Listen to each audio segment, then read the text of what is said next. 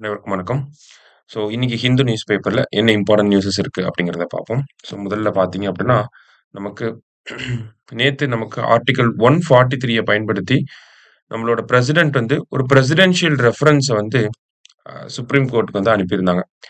எது ரிலேட் பண்ணி பார்த்தீங்க அப்படின்னா, அ ஏப்ரல் 8ல நமக்கு state of Tamil Nadu versus governor of Tamil Nadu அப்படிங்கிற அந்த வழக்குல ஒரு தீர்ப்பு வந்திருக்கும். அந்த தீர்ப்புல என்ன சொல்லியிருப்பாங்க? நமக்கு கவர்னருக்கும், பிரசிடென்ட்டுக்கும் ஒரு மாநில அரசாங்கத்தோட மசோதா மீது நடவடிக்கை எடுக்கிறதுக்காக ஒரு டைம் லைன் அப்படிங்கிறத குடுத்திருப்பாங்க. சரிங்களா? என்ன டைம் லைன் குடுத்திருப்பாங்க? ஒரு கவர்னர் கிட்ட ஒரு பில் வருது அப்படின்னா, அத வித்ஹோல்ட் பண்ணணும்னா அதுக்கு 3 மாசம். சரிங்களா? அதே மாரி அந்த பில்ல ரீகன்சிடரேஷன்க்கு அசெம்பிளிக்கே அனுப்புறாரு அப்படின்னா, வித்ஹோல்ட் பண்ணணும்னா அதுக்கு 1 மாசம். ரீகன்சிடரேஷன் அப்படின்னா 3 மாசம். பிரசிடென்ட்க்கு அனுப்பி வைக்கிறார் அப்படின்னா 3 மாசம். அடுத்தது ஒரு பில் அசெம்பிளிக்கு அனுப்புறாரு. மறுபடியும் அந்த பில் அசெம்பிளில பாஸ் பண்ணி திருப்பி கவர்னர் கைக்கு வரப்ப அந்த பில்லுக்கு கட்டாயம் அவரு ஒப்புதல் தெரிவிக்கணும். அது மட்டும் இல்லாம பிரசிடென்ட்க்கு போறப்ப, பிரசிடென்ட் வந்து என்ன பண்ணணும்னா, அந்த பில்லுக்கு மேல அசென்ட் குடுக்குறாரா, வித்ஹோல்ட் பண்றாங்களா அப்படிங்கிறத 3 மாசத்துக்குள்ள சொல்லணும். இந்த மாரி ஒரு செட் ஆஃப் டைம் லைன் அப்படிங்கிறத குடுத்திருந்தாங்க. அது மட்டும் இல்லாம, தமிழ்நாடு அரசாங்கம் ஒரு 10 மசோதாக்கள பாஸ் பண்ணி கவர்னருக்கு அனுப்பியிருப்பாங்க. கவர்னர் அந்த பில் மேல எந்த ஒரு நடவடிக்கையுமே எடுக்காம இருந்திருப்பாரு. அதுக்கு உச்சநீதிமன்றம் ஆர்டிகிள் 142 பயன்படுத்தி என்ன பண்ணியிருப்பாங்கன்னா, ஒப்புதல் வழங்கப்பட்டிருக்கும். சரிங்களா? இப்ப இந்த விஷயத்த இதுல இத ரிலேட் பண்ணி ஒரு 14 கேள்விகள உச்சநீதிமன்றத்துக்கு பிரசிடென்ஷியல் ரெஃபரன்ஸா ஆர்டிகிள் 143 பயன்படுத்தி நம்ம பிரசிடென்ட் வந்து அனுப்பியிருக்காங்க. அந்த ஒரு மூவ வந்து இந்த இடத்துல இந்த ஆர்டிகிள கிரிட்டிசைஸ் பண்ணியிருக்காங்க. யூனியன் கவர்ன்மெண்ட் நெனச்சிருந்தாங்க அப்படின்னா, யா உச்சநீதிமன்றம் தீர்ப்புல சொன்ன மாதிரியே ஒரு கான்ஸ்டிடியூஷனல் அமெண்ட்மென்ட்ட கொண்டு வந்து ஒரு டைம் லைன வந்து கவர்னருக்கும், பிரசிடென்ட்க்கும் குடுத்திருக்கலாம். பட் ஸ்டில் அந்த மாதிரி பண்ணாம, ஆல்ரெடி செட்டில் ஆன ஒரு டிஸ்பியூட்ட ஆல்ரெடி தீர்த்து வைக்கப்பட்ட ஒரு பிரச்சனைய மறுபடியும் இவங்க எடுத்து பேசுறாங்க. அப்படிங்கிறத இங்க குடுத்திருக்காங்க. அதே மாதிரி பார்த்தீங்க அப்படின்னா, கான்ஸ்டிடியூஷனல் எக்ஸ்பர்ட்ஸ்லாம் என்ன சொல்றாங்க அப்படின்னா, இந்த கேள்விகள் 14 கேள்விகள் உச்சநீதிமன்றத்துக்கு குடியரசுத் தலைவர் வந்து கேட்டிருக்காங்க. இந்த கேள்விகளுக்கு உச்சநீதிமன்றம் எப்படியும் ஒரு ஒப்பீனியன் வழங்கலாம். சரிங்களா?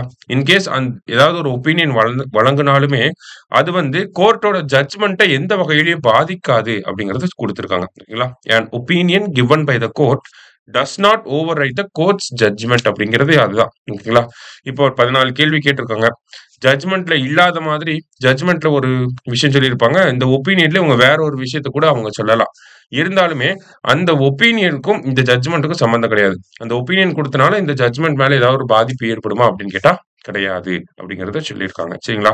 அதே மாரி நேத்து தினமணி பேப்பர்ல பார்த்தீங்கன்னா, இந்த ஒப்பீனியன்ஸ்க்கு உச்சநீதிமன்றம் பதில் அளிக்காம அப்படியே விடலாம். அந்த 14 கேள்விகளுக்கும் ரிப்ளை பண்ணாம கூட விடலாம் அப்படிங்கிறதையும் குடுத்திருந்தாங்க.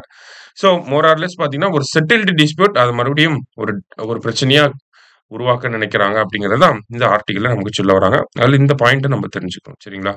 ரைட். அடுத்ததா பார்த்தீங்கன்னா, "the ingredient to turn around nutrition outcomes" அப்படின்னு சொல்லி குடுத்திருக்காங்க. சரியா? இந்தியாவ பொறுத்தவரைக்கும் பார்த்தீங்கன்னா, நம்ப ஃபுட் கிரெயின்ஸ் குடுக்கறது, ஃப்ரீயா ஃபுட் கிரெயின்ஸ் குடுக்கறது அப்படிங்கிறது இந்தியாவோட ஒரு ஒரு ஃபிளாக்ஷிப் ஸ்கீம் அப்படின்னு சொல்லலாம். முன்னோடி திட்டமாக கூட இருக்கு. ஓகேங்களா? ரேஷன் கடைகள் மூலியமா நம்ம உணவுகள வழங்குறோம். அங்கன்வாடிகள் மூலியமா உணவுகள வழங்குறோம். பள்ளிகள்ல பார்த்தீங்கன்னா, மதிய உணவு, காலை உணவு அப்படின்னு சொல்லி மக்களுக்கு உணவுகள வழங்குறோம். அந்த உணவுகளா வழங்காம, அந்த உணவோட சேர்த்து நம்ம நியூட்ரிஷன குடுக்குறோம். அதுதான் வந்து அதோட அப்ஜெக்டிவ். நியூட்ரிஷன வந்து என்ரிச் பண்ணணும். குழந்தைகளுக்கும் சரி, தாய்மார்களுக்கும் சரி, பிரெக்னன்ட் லேடீஸ்க்கும் சரி, எல்லாருக்குமே நியூட்ரிஷன அதிகப்படுத்தி குடுக்கணும் அப்படிங்கிறது தான் நம்மளோட அப்ஜெக்டிவா இருக்கு. இருந்தாலுமே பார்த்தீங்கன்னா, அந்த அப்ஜெக்டிவ நம்ம சரியான முறையில அச்சீவ் பண்ணியிருக்கோமா அப்படின்னு பார்த்தா, அந்த இடத்துல தான் நமக்கு ஸ்ட்ரக்சரல் ஃபெயிலியர்ஸ் அப்படிங்கிறது இருக்கு. உதாரணத்துக்கு NFHS5 டேட்டாவ எடுத்து பார்த்தோம் அப்படின்னா, இந்தியால 57% பெண்கள் வந்து அனீமிக்கா இருக்காங்க. ஓகேங்களா? இதுவே ஆண்கள பார்த்தீங்க அப்படின்னா 26% தான் இருக்காங்க. அதே மாரி 5ல ஒரு பொண்ண எடுத்து பார்த்தீங்க அப்படின்னா, அவங்க அண்டர் வெயிட்டா இருக்காங்க. ஓகேங்களா?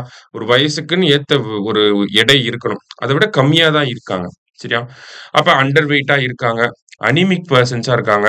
மால் நியூட்ரிஷன் அதிகமா இருக்கு. ஊட்டச்சத்து குறைபாடு அப்படிங்கிறது அதிகமா இருக்கு.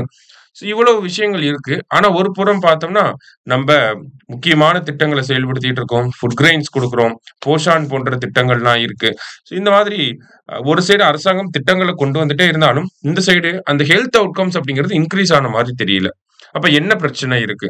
நம்ம ஃபண்டிங் ஏதாவது கம்மியா பண்றோமா? அந்த திட்டங்கள மட்டும் பெருசா அனவுன்ஸ் பண்ணிட்டு, அதுக்கு முதலீடு பண்ணாம இருக்கோமா அந்த திட்டத்தின் மேல? அப்படின்னு பார்த்தா அதுவுமே கிடையாது. உதாரணத்துக்கு இங்க 2022, 23 டேட்டாவ குடுத்திருக்காங்க. கிட்டத்தட்ட 24,000 கோடி வந்து பார்த்தீங்கன்னா, போஷான் திட்டத்துக்கும், சாக்ஷன் அங்கன்வாடி அப்படிங்கிற அந்த திட்டத்துக்காக மட்டுமே ஒதுக்கீடு செய்யப்பட்டிருக்கு. அப்படிங்கிறப்ப அரசாங்கம் இன்வெஸ்ட்மென்ட் முதலீடுகள நல்லா தான் பண்றாங்க. ஆனா ஏதோ ஒரு இடத்துல ஒரு ஒரு டிஃபிகல்டி இருக்கு. ஒரு டிராபேக் இருக்கு. அதனால அதனுடைய பயன் அப்படிங்கிறது பெண்கள் மத்தியில அதிகமா போய் சேர மாட்டேங்குது. அப்ப இந்த இடத்துல என்ன சொல்ல வராங்க அப்படின்னு பார்த்தீங்கன்னா, விமன் மால் நியூட்ரிஷனா இருக்கிறது, ஊட்டச்சத்து குறைபாடோட இருக்கிறதுக்கு, அ அரசாங்கம் இன்வெஸ்ட்மென்ட் பண்ணாதது அப்படிங்கிறது ஒரு சிறிய பார்ட் தான். அதையும் தாண்டி கல்ச்சுரலி பார்த்தீங்கன்னா, கல்ச்சுரல் ஃபேக்டர்ஸ் தான் அதிகமா இருக்கு அப்படிங்கிறத சொல்றாங்க. என்ன கல்ச்சுரல் ஃபேக்டர்ஸா இருக்கு? இப்போ உதாரணத்துக்கு நம்ம வீட்டிலேயே இருக்கோம்.